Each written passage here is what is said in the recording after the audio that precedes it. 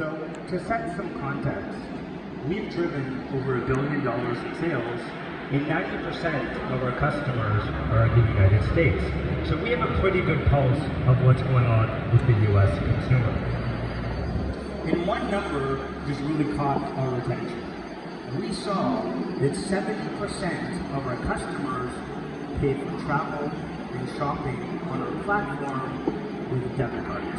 So maybe just a quick show of hands here. Who primarily uses their debit card instead of their credit card? I see a few hands up. And who primarily uses their credit card over their debit card? All right, a majority of hands. I see some people did not put their hands up. Maybe you're still using cash, keeping it old school. I like it.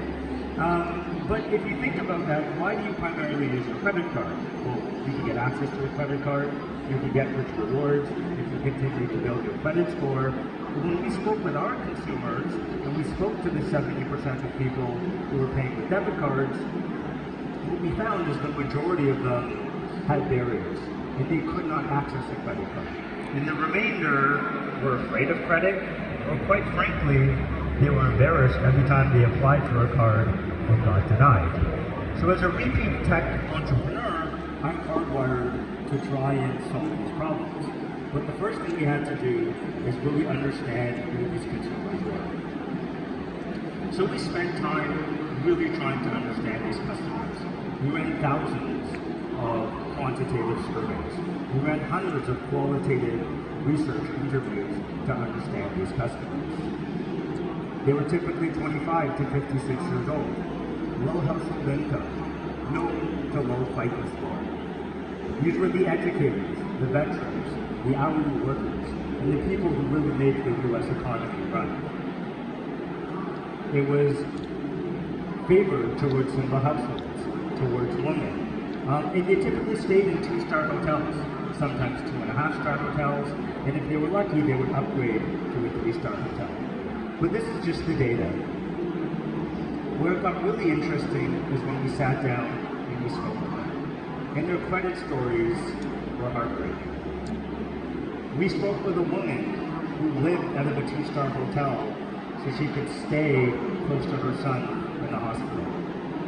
We spoke with someone else who had to decide between taking her kid to the ER or using those same source of funds to put food on the table for her other kids. And what you see is that these customers are in a position where they are living on the edge. They're one mistake away, or they are one emergency away from being in an even worse position. And what most people don't know and don't realize is that not having access to credit and having a poor FICO score doesn't just mean you can't buy what you want. It also means difficulty in being able to rent an apartment. It means difficulty in being able to get a cell phone. It can mean difficulty in even being able to get a job. So we saw how this affected their day-to-day lives. And again, when we spoke to them, overwhelmingly they said they wanted access to credit, but they just couldn't get it. So let's take a little bit of a step back and talk about what it means to have access to credit. So a FICO score is a 3-digit score. And what it represents, what it's supposed to represent, is your creditworthiness. About 60% of Americans fall in this category of good or excellent. So they're sitting in that score between 690 and 850. Now if you sit in that category, let's see what that looks like. So this is Jane, who's a hypothetical person, and she has her choice of rewards cards. She can pick from travel credits, entertainment credits, she can pick from high cash back, high rewards. There's a lot of great options that Jane has. And the banks are willing to give all of this to her because they can make some money on the interchange, and they also have an opportunity to upsell her with insurance products and other banking products. You'll also see that the interest rate is clearly listed. However, that doesn't really matter to Jane because Jane typically pays her bills on time and she never really pays interest. Now, if she does make a mistake, that's still okay. Another lender will come in, consolidate her debt, and over time she'll be able to pay that off. As she pays that off, she'll be that position. So if I were to summarize Jane, it's pretty good to be Jane.